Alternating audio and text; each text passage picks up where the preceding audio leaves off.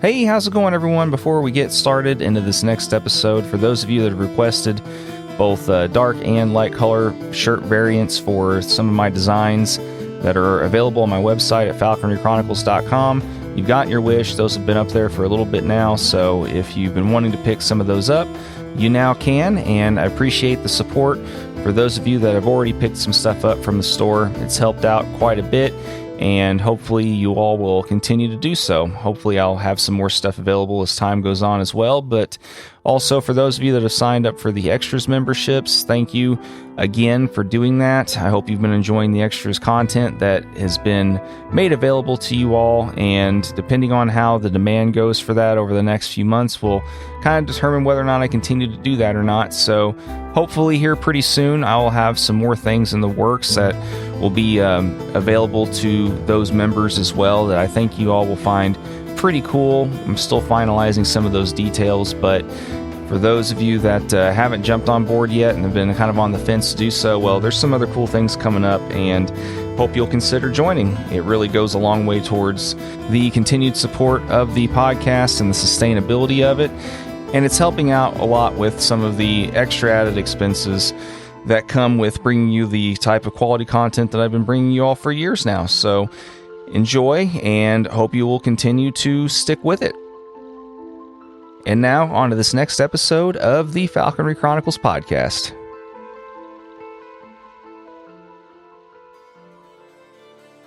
I came to one of my first field meets in Amarillo, and I had a redtail named Sandy. And Sandy was a male redtail we're hunting mostly squirrels with. I think I was living in Alabama at the time. And I don't know if I do this today, but there were a group of 5 of us, and we went to the Amarillo Airport. And at the time, this was before 911, there were no fence. There were no fences around the airport at all. And there were cottontails and jackrabbits everywhere. And we got in a line and walked in this ditch, and I was in front of the line. And we'd all let our hawks go when the rabbit jumped, which, like I say, I don't know if I'd do that again today. And my bird caught a rabbit, cottontail. Well, okay. So then I moved to the back of the line, jumped another rabbit. Mine flew past all the other guys and caught that rabbit. Well, walked a little bit further, and we jump another rabbit. I'm still in the back of the line, and I hold the Jessies for one bait. He still catches it, the rabbit, before the other ones get there. And one of the guys saw me hold the Jessies. He really got mad at me. He yelled at me pretty good. But. Hey, how's it going, everyone? Welcome back for another episode of the Falconry Chronicles podcast, and this is the last episode that was recorded at the THA meet earlier this year. And while this falconer isn't a resident of Texas, he was there for the meet. He usually comes in occasionally and attends those meets from Florida.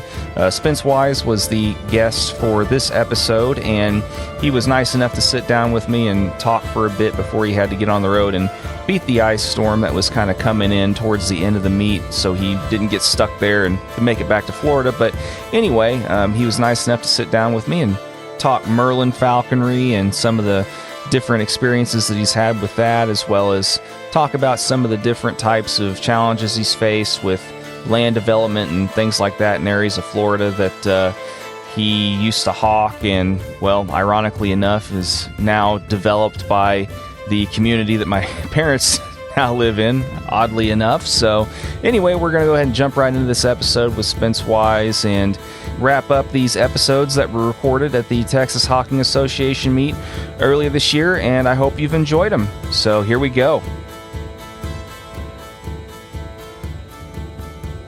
All right, Spence. Well, thanks for taking the time out this morning. Appreciate you coming and doing this, and especially on kind of short notice. I didn't know if you'd be doing this or not before you came up, but I hear you're one of the guys that I should talk to, from Florida, so. Well, maybe that's where I should be as cold as today, John, but I appreciate being here, and thank you very much for inviting me. Yeah. No, you're welcome. And, thank you once again for taking the time. And yeah, so I know, like, anytime my parents come and visit me, my parents live in the Villages now. Huh. And so, yeah. You used to be my favorite rabbit hunting spot. Really? Yes, absolutely. Okay. Well, sorry. That's all I got to say about that. I mean, they've cleared out quite the swath of land down there for that big community. But yeah, anytime they come up and visit me anymore. It could be 60 degrees and they act like they're freezing to death, let alone 8 degrees in Lubbock, Texas. I can believe that. Yep. They've become pretty hardcore Floridians in that regard. So, remind me again, which part of Florida are you from? I live on the east coast of Florida in Merritt Island, which is where the Space Center is, due east of Orlando. So when the rockets take off, the windows rattle.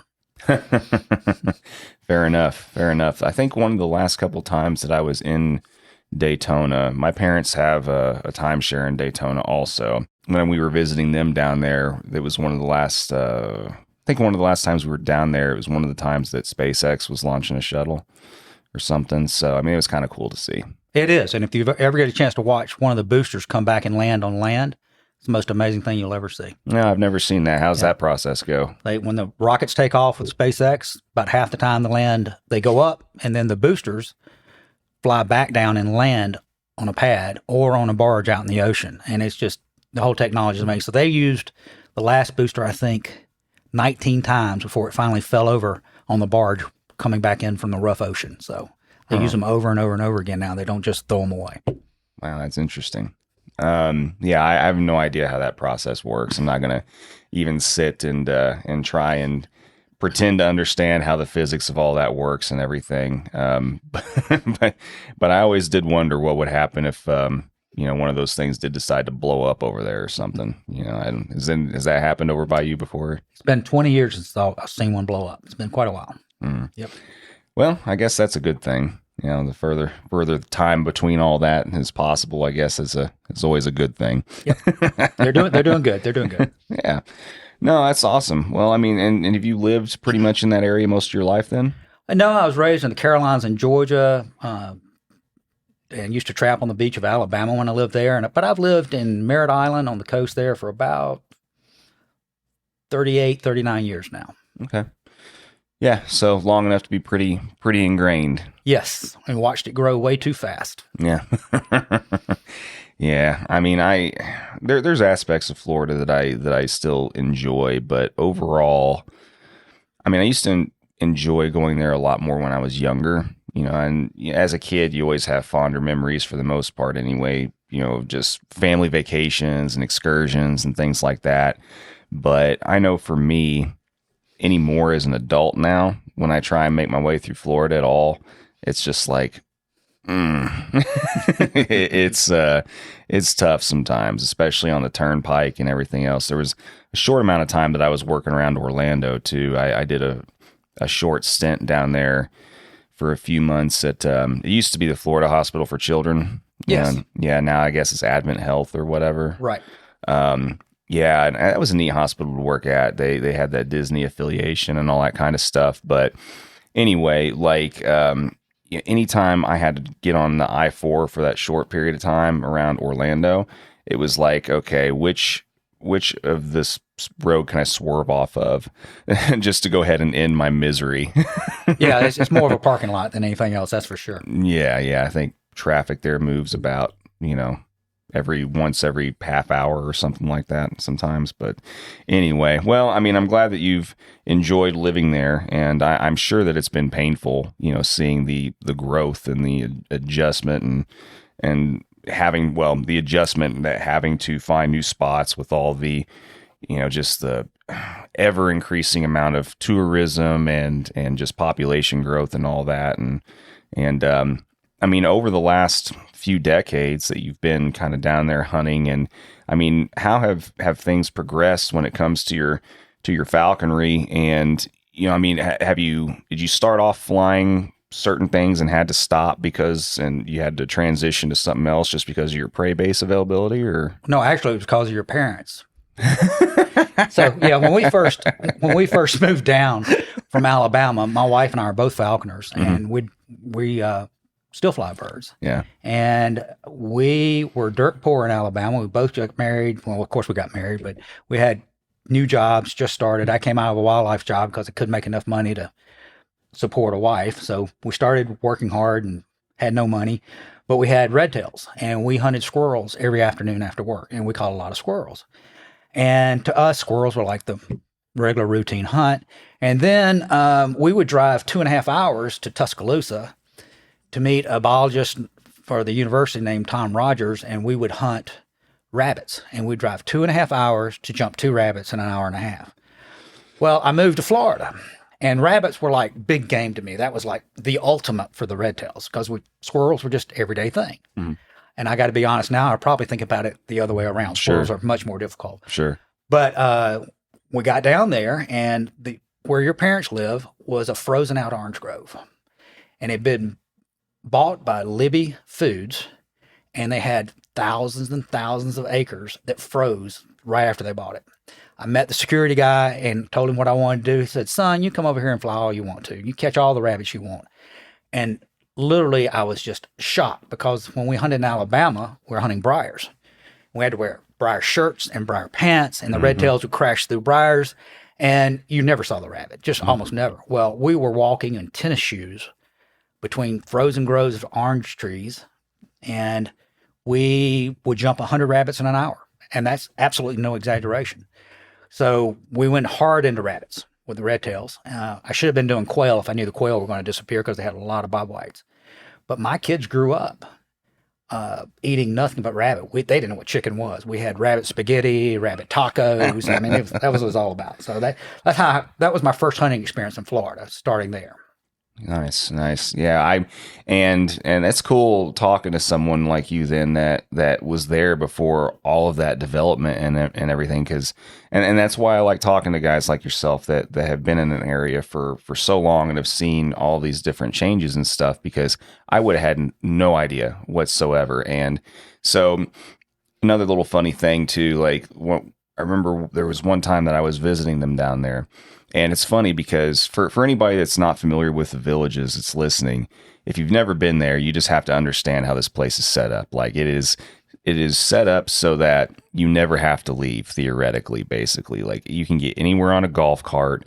It is basically its own little microcosm of a world down there for, mostly retired people. And so it was funny because we were eating at a restaurant and I was talking to my stepdad. And it's funny because they have all these little signs up and stuff, and they have all this made up like history of this area and everything. And so I'm reading like one of these signs and stuff, and he just goes, "Yeah, that's not true. There, none of that was. This was all just a big, whatever and stuff before that." And it's just hilarious because, yeah, I mean, there's history there, all right, but it's not the kind that you would think.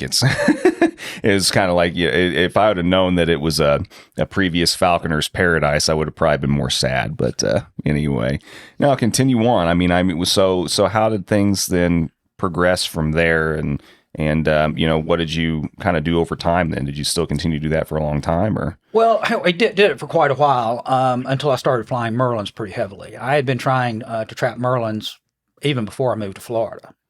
And I saw my first merlin in South Carolina in a tidal marsh in high school on a biology trip. And it was near Edisto Beach, South Carolina.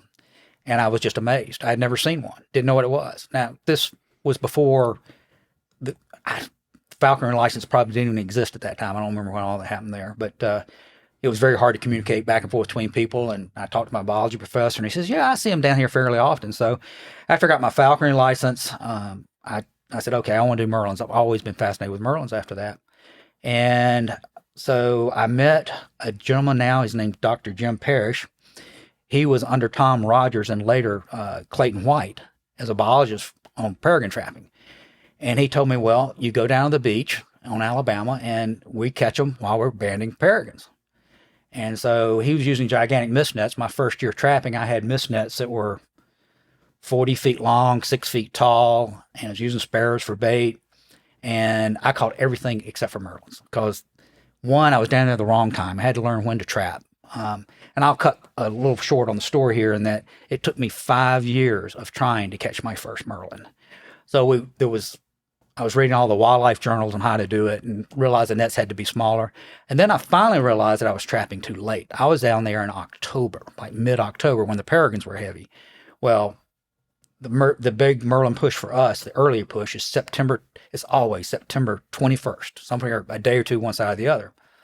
And I'll never forget trapping my first one. I was still using mist nets, and I had my wife with me, my son, and my 1-year-old daughter. And I was using a ringneck dove for bait. And watching them migrate down the beach, fluttered the dove. Well, this merlin must have been really hungry because it got hung up in a mist net, which I don't think would happen more than about 5 times in my life. But the story differs here. I was so excited, I gently took my daughter I was holding and laid her in the seat next to me in the truck, jumped out and ran to the merlin and grabbed it in the net. My wife's version is I took the baby and threw it on top of the binoculars, and it was screaming bloody murder as I'm running out to the net. But everything, my daughter turned out okay, so I guess it wasn't too much damage. So that was, it took me 5 years to catch the first one. So it was quite a wait, but tried a lot of different things. And then it got a lot easier once we figured it out. Yeah. It's funny, everything, all other safety considerations and everything else tend to, for some reason, go out the window, when we get excited, about certain things. And, I could tell you 100 stories about, life imperilment and things like that. And I'm sure you've got just as many, if not more, to match, but that's hilarious. Yeah, no, I can understand your excitement on that. It's you've been trying for 5 years and not succeeding, and then all of a sudden, you get this one opportunity, and it doesn't matter if babies go flying or whatever. I mean, you're definitely going to get up to that net and make sure that thing doesn't get back away. I'm willing to bet my wife's version was probably closer to the truth. Yeah, well, we'll just keep them honest too, and say that wives sometimes can over exaggerate a little bit also. So I'm sure the truth is somewhere in the middle there. As they say, there's always 2-3 versions. One person's version is the other person's version, and the truth somewhere right in the middle. Gotcha. So anyway, yeah. So I mean, when did you? About what time was it after that, and did you decide to kind of take off to Florida then, and on a permanent basis? Like, I'd already moved to Florida. Oh, you did? Okay. Yeah, and then after I trapped my first couple of merlins, and it got much easier, then I had to learn how to fly them in Florida. And I've met a lot of people from California, and they tell me how they do it. In fact, they make it seem so easy because they're flying the big swarms of starlings or the big fields of alfalfa. And in Florida, we have none of that. It was very difficult for me to get started. I was hunting big open pastures. My main targets were mourning doves, which we had plenty of, but I could not figure out how to make it all work. Probably the biggest mistake I made when I first started, or my biggest mistake was I didn't know anybody had a merlin. So no one in Florida, they had them as birds, but they weren't flying them. No one is hunting them. Probably the biggest mistake I was making, I was trying to flush everything much too close to the bird. I didn't realize that they need 200, 300, 400 yards, maybe even more to get a running start. But it all clicked when I was invited. I think Eric Edwards was there to watch Brian Millsap, who was a biologist for the state at the time of Florida, fly birds in a big open field near, I think it was Brunswick, Georgia. It was on the border of Georgia and Florida. And I saw his flushing method and how it all came together and how he worked with the merlin. And literally, I went home after that, and it was game on, because that was the one piece of information I needed. Worked out great, and started doing that. I still fly swarms when I come out west occasionally.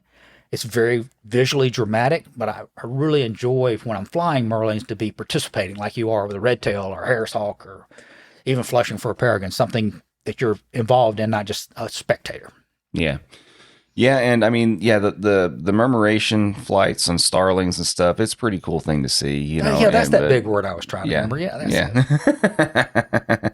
Yeah, no, it's an easy word to kind of fall out of your brain sometimes, for sure. But no, I mean, that was my first exposure to seeing merlins fly was murmurations and starlings. I got a chance to go out west, kind of like we were talking a little bit before we started recording. I got a chance to go and spend a few days with Jeremy Bradshaw, see how he does stuff. And I mean, I've seen since then, more kind of some pursuit flight, type deals and other things, but it's something that I've still not got a chance to really make work for myself yet. There was a point in time where I thought that I really wanted to pursue that really, hardcore, make that my main focus.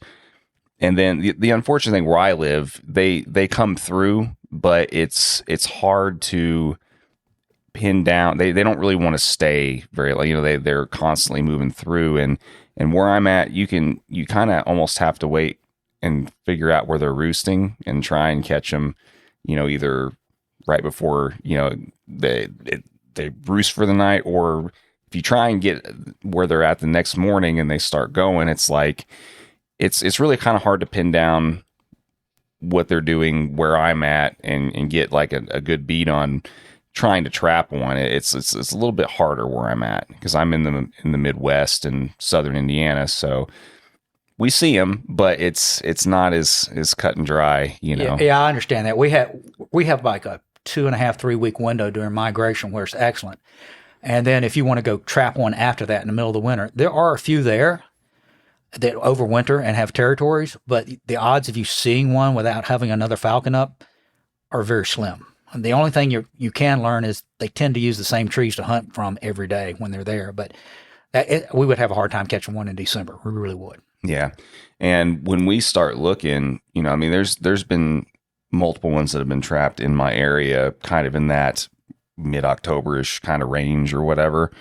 But it's same kind of, it's like the ones that kind of come in and they're still maybe a little hungry when they go up to roost or whatever. But it's funny, they usually come through the same area. Like we kind of know the same general areas they come through and they always like roosting in certain trees in this area, right? But yeah, I mean, it's just not as the formula is not anywhere near as clear as kind of what you guys have it down as. Absolutely, yeah. Absolutely. And you know, you mentioned that roosting in a certain tree is a habit. One of the things that just absolutely amazed me, we hunted the same sod fields for 10 years. Mm-hmm. And typically I would release a merlin every year and trap another one and go hunting. And every time, even though it's a different merlin, a different year, they would use exactly the same perch to hunt whatever field I was in. So there's something about a tree that really draws them in like a magnet. And once you find one of those trees, you can pretty much count on them being there. Yeah, and I don't know what it is about. I think that maybe they just feel more secure in certain trees, and maybe they can see, you know, stuff coming at them, you know, easier in certain types.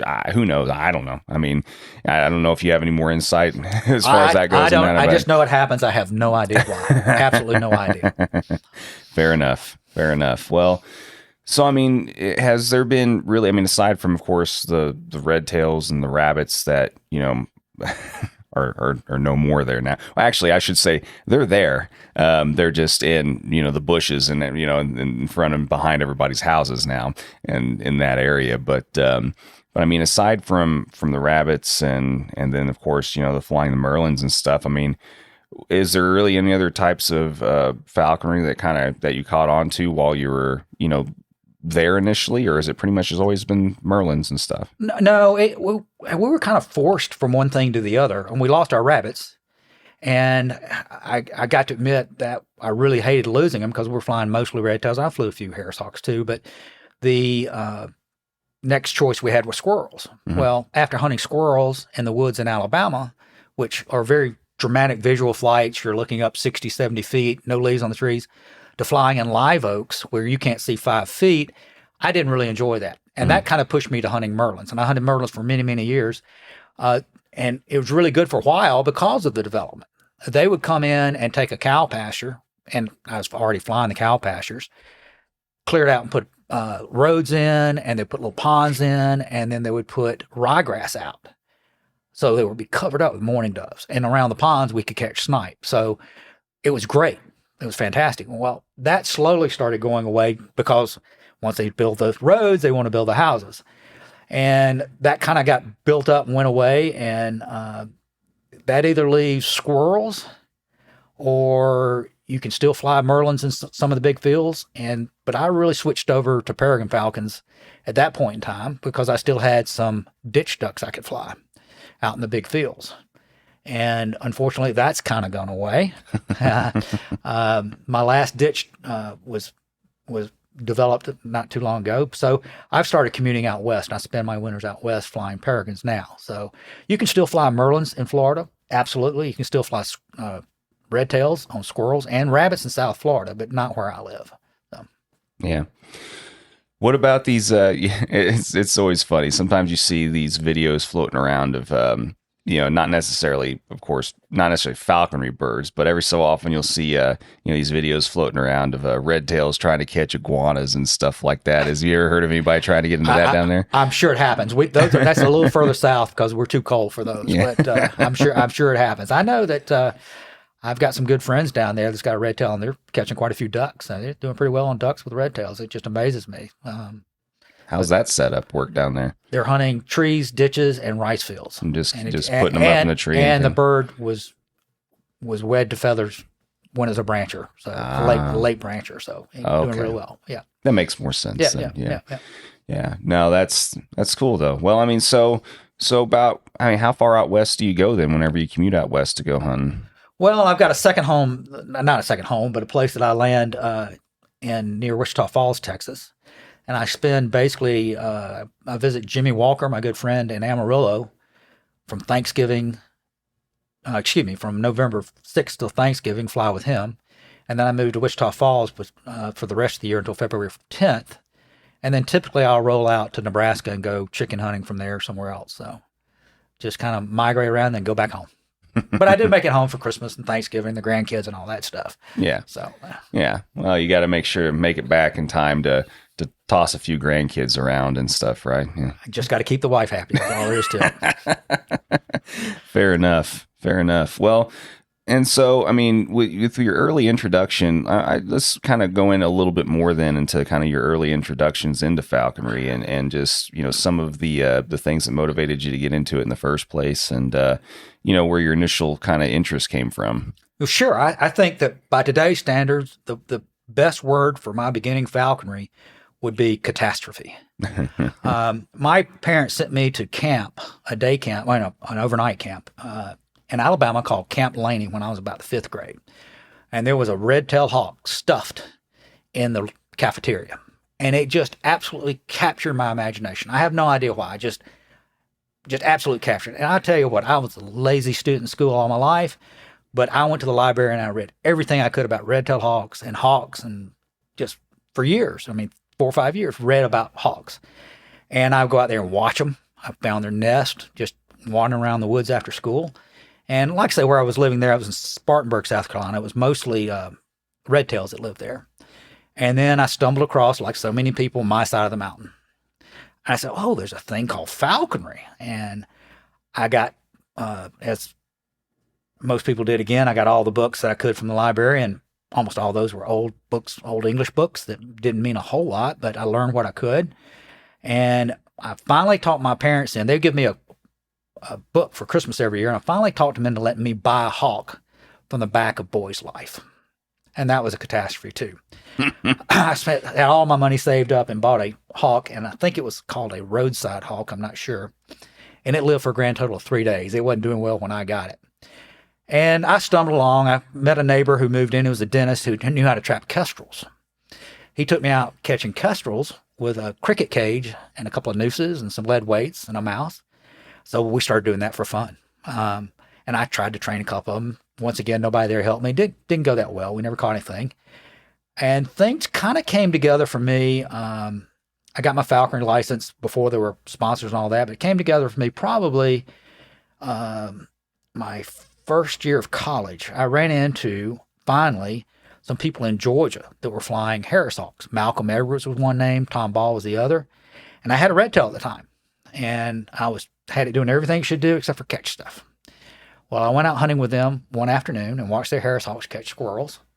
Went home the next day and caught my first squirrel. And that's kind of how it generated from kind of flogging around by myself, nobody to help. And once I met some people, that really helped. And I've learned a lot of things from a lot of people. And one of the things I always try to do, I enjoy going out with other people to fly. I don't do it a whole lot, but when I do, I always pick up something new from every flight, whether it went well or not. There's something to be learned because everybody does it a little bit different. So I really enjoyed learning from the other people about how to do that. So, yeah. So what was approximately then, what was the time lapse? Like how many years had gone by from the first time you had your first catastrophe to the time that you caught your first legitimate head of game and stuff? That's basically 12 to 19 was 7 strong, terrible, hard years. But I had a good biology teacher in high school who let me keep the hawks around, and like I say, I could get them to do everything except for catch something. And finally, it's not like out west. I promise you, it's a lot harder in the east to get things going. It's just not a lot of game in wide open spaces, so a little bit different. Yeah, I mean, each area kind of has its little sets of trials and tribulations to kind of work through, and it kind of goes back to the whole thing of how important having a sponsor is, and somebody there to kind of show you the ropes and stuff, so that you don't just suffer for 7 years or however long, I think that is probably the best thing that ever happened to falconry in the United States is the sponsorship program. If I would have had that, it would have been a lot easier, because I didn't know the old timers. I didn't know how to find the old timers. I didn't know there were old timers, and I'm pretty old. I'm 65, but there were people way beyond older than me and going at it, but I just didn't know how to find them. So I think it's a great program. I really do. Yeah, and it still astounds me how much harder things were back then to kind of get going and stuff, because everything was snail mail, letters, and unless, like you said, unless you already knew somebody that knew somebody, or were already kind of familiar with those names that were already active. Yeah, I mean, it was so much harder, to get familiar with people and acquainted with people back then. I don't envy you. I don't envy all of you that had to start way back then. And then South Carolina and Georgia, well, especially South Carolina, Alabama, and Georgia, there was a falconry club starting in Georgia, but the other states that I was in, we didn't have a falconry club, so there was no one to reach out to at all. You had to know somebody who knew someone who knew someone. That's hard to do. Yeah. Yep.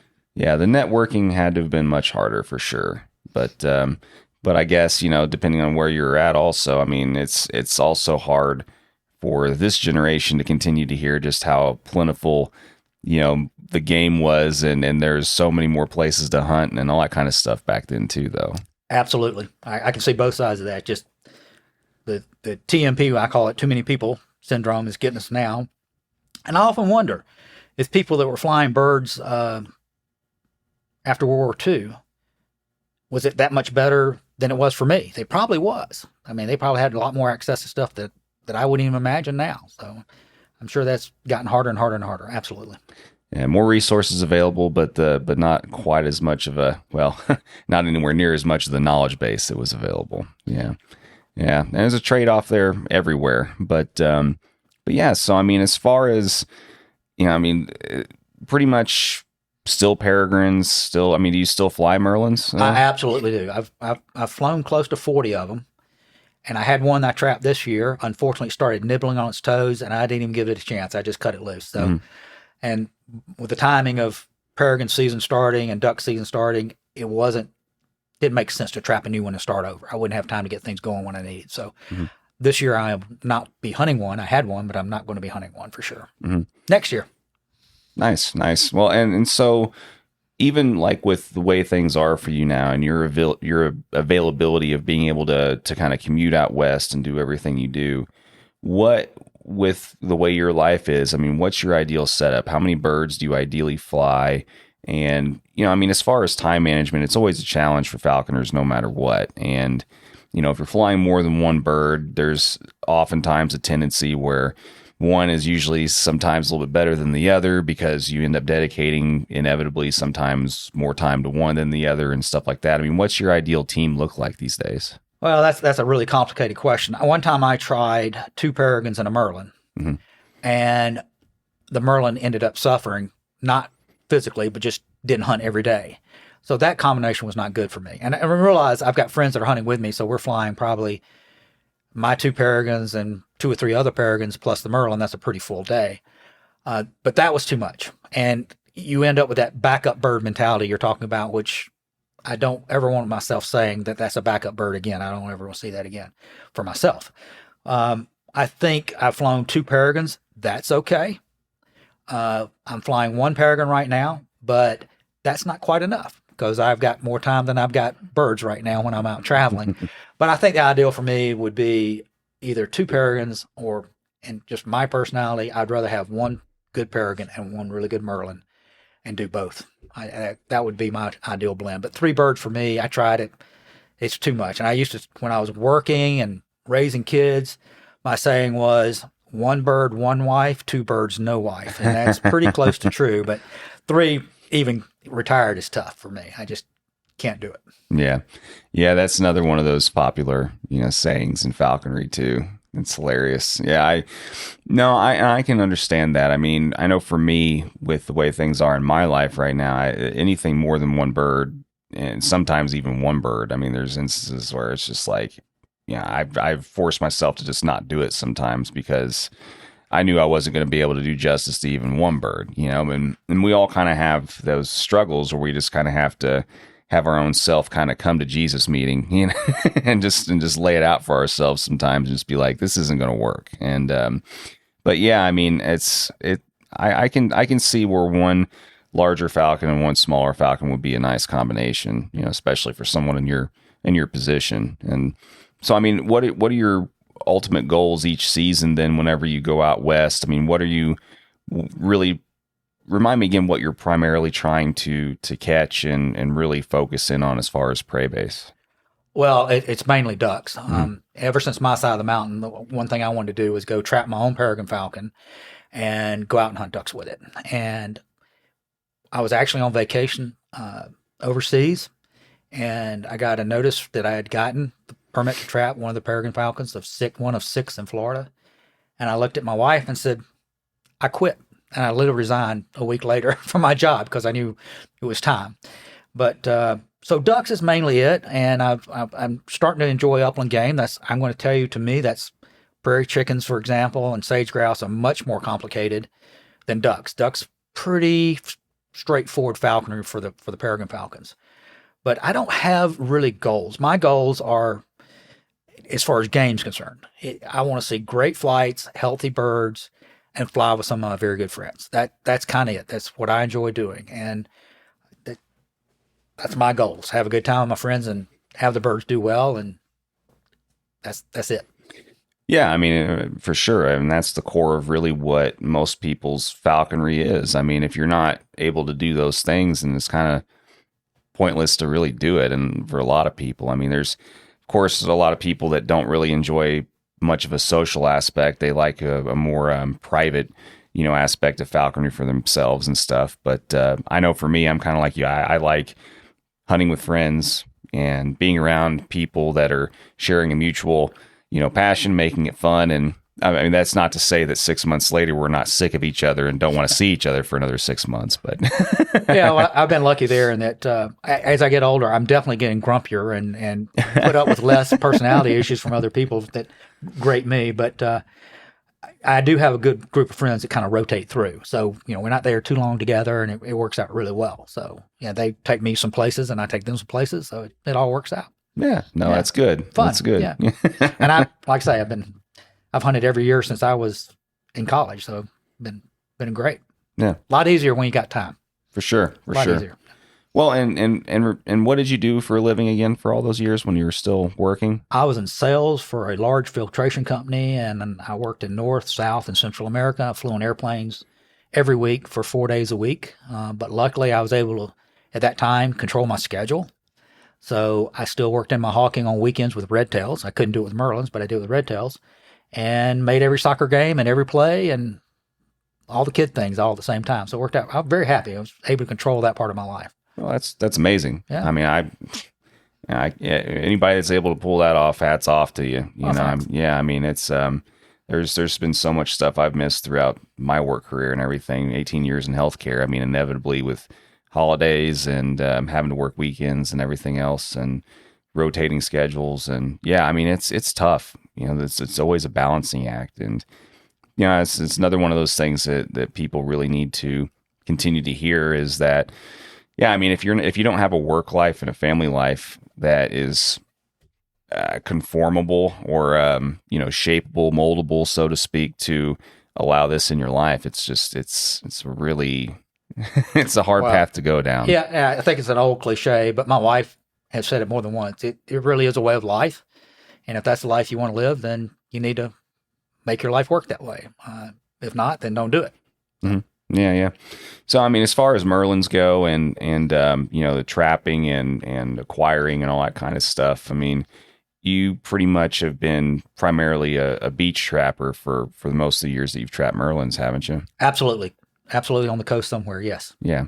And I mean, describe, I mean, for those people that haven't really heard about it that much. I mean, kind of describe the process that goes into a lot of it's a lot different. Just the one or two times that I've seen it, it's substantially different. Completely different animal than typical either roadside trapping or whatever other kind of setup that most people are used to. So if you don't mind going into that a little bit. No, take a few minutes to do that. So I mentioned it took me 5 years to learn how to trap them by myself, and I admit I'm slow. Probably other people do it a lot faster, but the first thing you have to do is find the right place to trap. You've got to find where merlins are migrating down the beach, and you need funnels. And the funnels they can be land or water. It could be trees or bare sand, but there's funnels that they narrow down on. And that's the first thing you need to find is a place to trap, this acceptable trap. And then you need to know when they're going to be there. It's a little bit different for the Gulf Coast of Texas versus where I live. I already mentioned that September 21st is like my golden day. Mm-hmm. But the way we set up is we face north. Of course, the birds are going to be migrating south. And we have a set of nets that are about 3 feet tall, about 2.5 feet wide, probably. Maybe, let's call it 3 by 3, set up in the typical Degazo 90-degree setup. And then we have a lure pole that's about 13 to 14 feet tall. And when we first started trapping, we had these big, elaborate blinds. We built them on stilts so we could see them coming a long way off. We had camouflage and all that. Now we literally sit on merlins. We'll be from the set maybe 25 yards, sitting in a lawn chair. Nothing in front of us, just sitting there with the lure line. And my favorite bait, lure bird, is the English sparrow. They're tough. They work really well. Especially after I learned Brian Millsap's little harness to use on those sparrows. They last forever. We don't lose sparrows anymore. And you'll sit there and watch, and you'll see a merlin coming down the beach. You pick them up 400 or 500 yards out.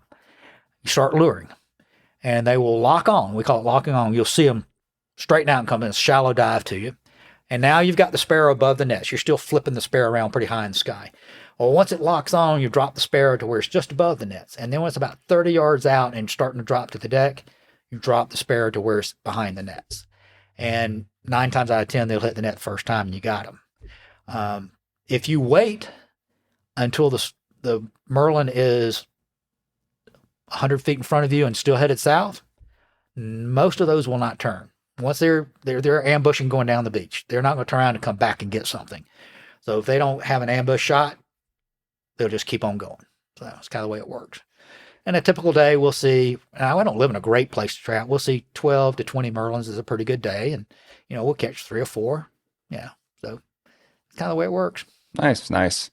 Yeah. And I imagine too, a decent amount of sunscreen, quite a bit of beer, rum, whatever, along with that, and maybe just a little bit of water too, right? Yeah. And I tell you what, and you mentioned that's September. People think September's fall.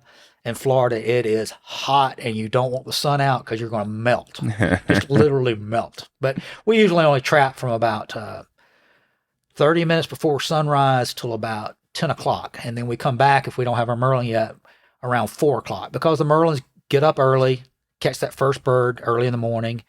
And then by 10 o'clock, they're thermaling, and they're up there anywhere from 300 feet to higher. And you can see them.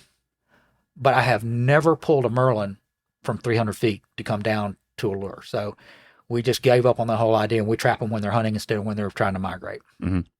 And I mean, do you have any luck also a little bit later in the day? Like, yeah, that 4 o'clock till dark is absolutely outstanding too. Gotcha. Yeah. Okay. Yeah. No, I mean, it's definitely a science for sure. I mean, some guys have a little bit more elaborate, setups than others. I mean, we both have seen Eric's, setup and stuff, and gotten a chance to experience that little beach trapping paradise that he's got going on and everything. And that's quite a deal he's got there. Absolutely. But yeah, no, that's great. Well, and thanks for elaborating on that a little bit. And we don't get a chance to talk about that much on here with very many people. So no, I mean, I think that's kind of a really good description, and hopefully people get something out of that for people who've been considering doing it maybe. But yeah, I mean, so I guess this will be a good time to go ahead and, go ahead and transition to that. I don't know, maybe the one story in particular that always sticks out in your mind as far as a hunt or one of your favorite birds or whatever the instance may be. But we always like getting a couple of good stories and stuff to go along with the ones that are kind of also told in the middle of the conversation. So, Well, let's see. How about a trapping story on Eric Edwards? How's that? sure. So Eric, I was trapping before Eric on the East Coast, and he lived nearby, and he'd come down and trap. We were friends, but not great friends.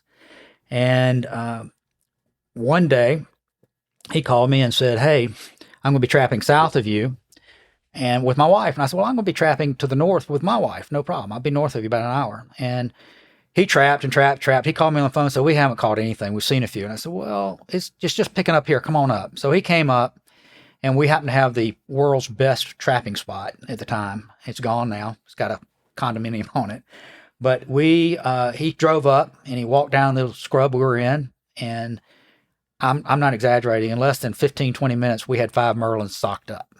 Every merlin that came in got caught. And he was like, "Wow." And I'm like, "Yeah, this is kind of like what we do all the time." And another Eric story, he was trapping again. And no, I mentioned we usually leave at 10 o'clock, right? Mm. Well, Eric was trapping south of me again. And at 10 o'clock, we hadn't seen anything, but we were watching the weather. And about 2 hours north of us was a tremendous thunderstorm blocking the whole East Coast. Eric said, "I'm going home."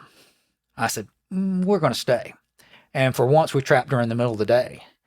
And we caught a lot of merlins. And we saw 51, which is not much to people up in the Northeast, but for us, that's like a million. I called Eric and said, "You should have stayed. Should have stayed." Yeah, you got to always call and rub it in afterwards. Yeah, absolutely. Absolutely. Especially with Eric. That's hilarious. Well, I mean, as far as, do you have a particular hunting story like that always sticks out in your mind? It could have been, from any era of your falconry, but. Sure. I guess it's not much of a story, but I came to one of my first field meets in Amarillo, and I had a red tail named Sandy. And Sandy was a male red tail we're hunting mostly squirrels with. I think I was living in Alabama at the time. And I don't know if I do this today, but there were a group of 5 of us, and we went to the Amarillo airport. And at the time, this was before 911, there were no fence. There were no fences around the airport at all. And there were cottontails and jackrabbits everywhere. And we got in a line and walked in this ditch, and I was in front of the line. And we'd all let our hawks go when the rabbit jumped, which, like I say, I don't know if I'd do that again today. And my bird caught a cottontail. Okay. So then I moved to the back of the line, jumped another rabbit. Mine flew past all the other guys and caught that rabbit. Well, walked a little bit further, and we jump another rabbit. I'm still in the back of the line, and I hold the Jessies for one bait. He still catches it, the rabbit, before the other ones get there. And one of the guys saw me hold the Jessies. He really got mad at me. He yelled at me pretty good. But that's a short, quick story. Yeah. It's always easy to kind of pick on the guy that needs a little bit of Jess grease sometimes. Yeah, we have issues with that in our hunting group also sometimes. But no, that's cool. And as far as just, I don't know, is there any one bird in particular that you've flown over your years, and especially out of all those merlins? I mean, was there any one that really stood out as like the best merlin you've ever flown to? Absolutely. That was Peaches. Peaches was an amazing bird. I interviewed her at least once. She died from hitting a fence eventually, but I could take Peaches out, and I could fly a snipe one day and catch them. I could fly quail the next day. She'd fly larks. And she was and it didn't matter where I was. If I was in Amarillo or in Orlando or South Florida, anything got up, she would chase it. She was just one of those merlins. And I'm going to say those are fairly rare. I'd say it's probably 1 out of 10 or 15 that are like that. My thought on that is that merlins, when you trap them, most of them already have a set method of hunting that they're comfortable with. And it's a lot easier to get them to hunt the way they're used to than what you want them to do. Mm-hmm. But Jan was one of those that was just very special. I'll never forget Jan. Jan was just all over it. I mean, we catch everything. I think we caught every time we went out. It was just amazing. So yeah, really good. Yeah. Yeah. No, that's cool. Like I said, I hopefully will get a chance to maybe try that eventually a little bit more serious. I had a merlin a couple years ago or so, and had to leave it out overnight, and I think got eaten by an owl or something like that. Came back and harness and or backpack and transmitter was laying on the ground type of deal. So yeah, I mean, after that, it was just kind of like, well, this is something that I'm just gonna put off for a while longer. Man, sometimes you just need, especially with the smaller birds, they hit a little bit harder. Sometimes when something bad happens. So, but yeah, it's cool. I mean, it truly is. I mean, the more more time you spend in falconry, the more you realize that those really, really good birds, become even more rare. I mean, it's so hard to find just those special birds.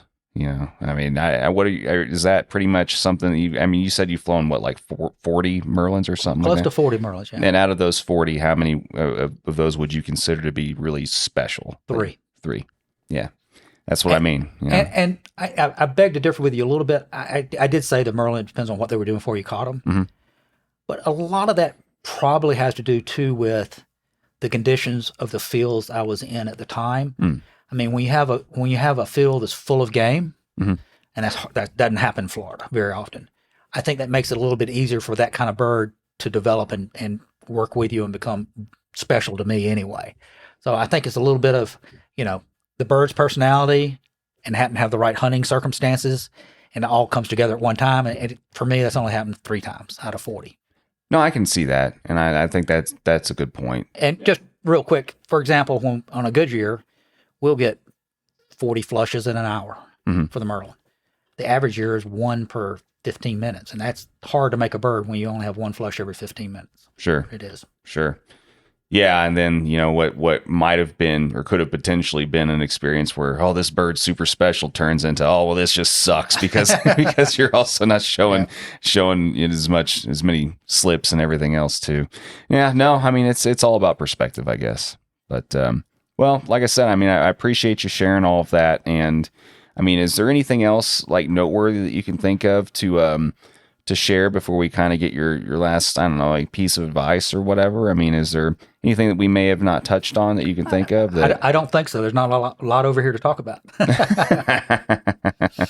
Fair enough. Well, I mean, before we wrap this up then, I mean, what would be like one of the better pieces of advice that you could give, current and future prospective generations of falconers that might be listening to this then? Boy, that's a big, tough question, really. I guess there's probably, most falconers go through it. When I was hunting squirrels, it was all about the head count.